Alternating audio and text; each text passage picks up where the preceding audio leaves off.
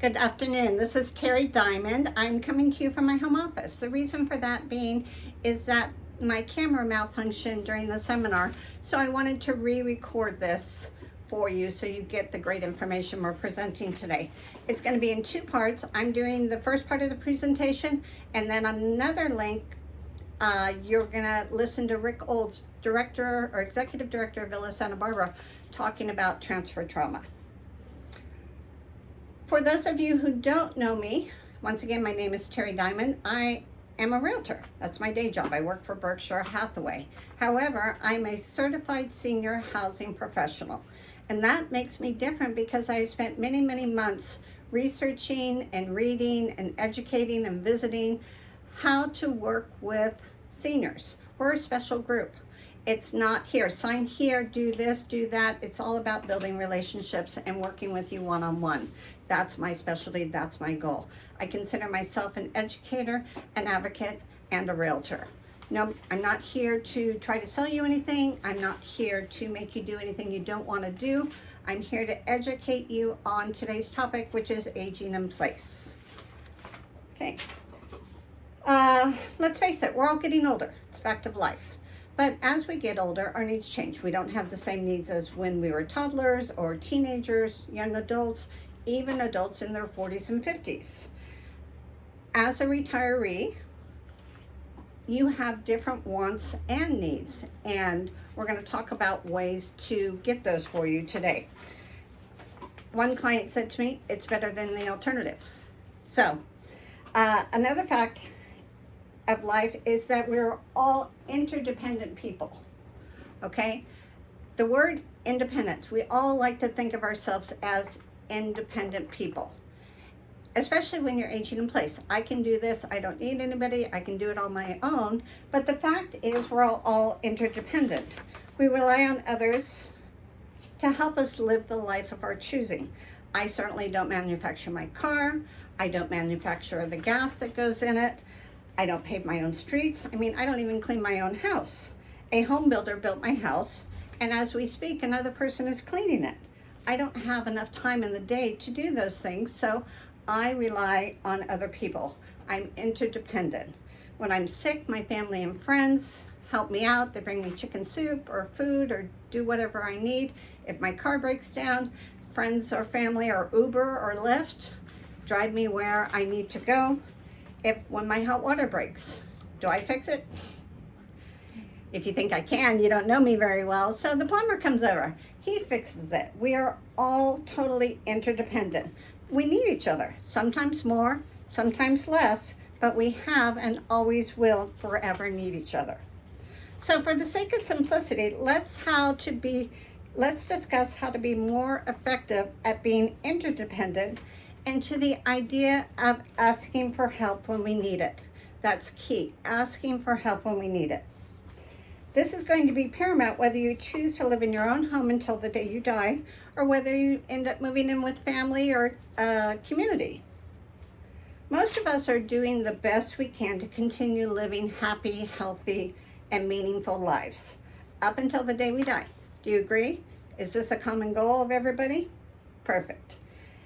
As you imagine, as a licensed real estate agent of 20 plus years, many friends and family and clients ask me how to best prepare a home for aging in place. It's one of the reasons I felt talking about aging in place is important today. How to adapt your home to make it more suitable for your current and future needs.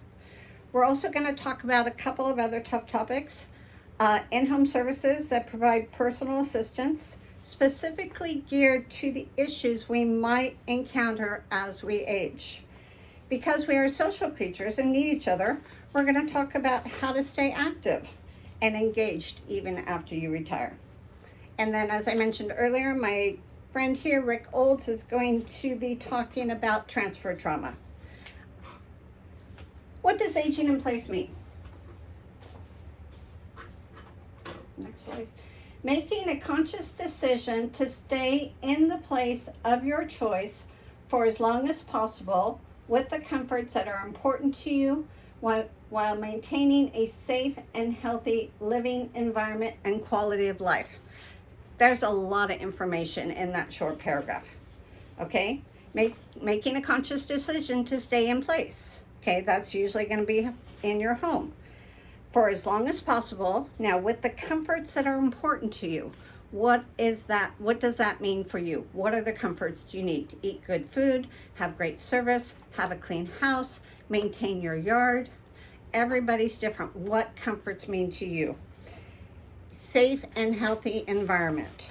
Okay, safe, talking about not tripping on your rugs, no mold in your house, having a roof that's serviceable, having handrails for your stairs, having safety bars in your bathroom, and healthy living environment and quality of life. So that one paragraph has so much meaning to it. So keep that down, write it down, put it on your refrigerator. How do you accomplish aging in place? Let's start off with housing modifications.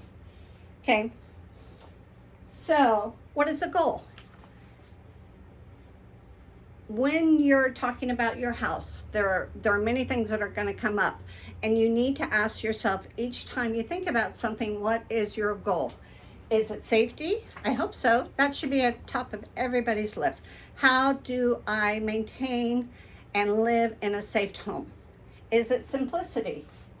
Okay, ease of use, ease of maintenance, ease of getting around. How about longevity? Do you want to live here for the very longest time possible? That means we need to make sure that your house is in great condition and has all the amenities needed for when you're 104.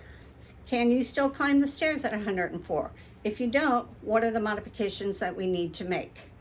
And necessity. Some people just need to stay in the home, whether it's financial or something else. They are in the home for the rest of their lives. Okay, we're going to talk a little about remodeling versus retrofitting. Remodeling is redoing an entire project, whether it's a kitchen or a bathroom or stairwell. You take whatever you have and completely change it. It's more time, it's more money. Retrofitting is taking what you have and changing it a bit to make it useful, but not remodeling it. Okay, I'm going to talk about a few slides that illustrate. Okay, the first one here, hopefully you can see it. It's a beautiful picture. Beautiful view of the ocean, but I don't know if you can see right here, it has a step-down living room. It's essentially a disaster waiting to happen. Okay, how many of you have step-down living rooms? You know, I'm sorry if you do. Nothing much I can do about it. It would be a remodel job, not a retrofit job, or you move into a new place that doesn't have a step-down living room. Okay, this I took at a friend's house a couple of months ago. They have a step-down living room, and they put a piece of blue tape there because people kept falling off the step. Okay, does it work? Yeah. Is it pretty? No. Another couple put different rugs, one on the top level, one on the bottom level. Is that safe? No. We all know rugs are trip hazards. So step-down living rooms are not a good thing as we age. Okay, so somebody says, I'm not going to use that room. I'm going to walk in my front door. I'm going to use my kitchen. I'm going to go to the bedroom. I'll use the restroom. My office is up here. I never have a reason to go into my step-down living room. Is that practical? Not really, especially when you have a nice view. So you invite people over for dinner. You're in the dining room off the kitchen. You're had a couple bottles of wine or a bottle of wine, and you go into the step-down living room to have dessert, and you forgot your living room was 6 inches lower than the rest of your house. Boom, down you go. Not a very good way to start dessert. It's not the floor, it's not the tape, it's not the rugs, it's our eyeballs as we age. They don't work quite as well as we used to, just like your joints don't and all these other things. So here's another view of it. You see the step-down living room here. So that's all remodel.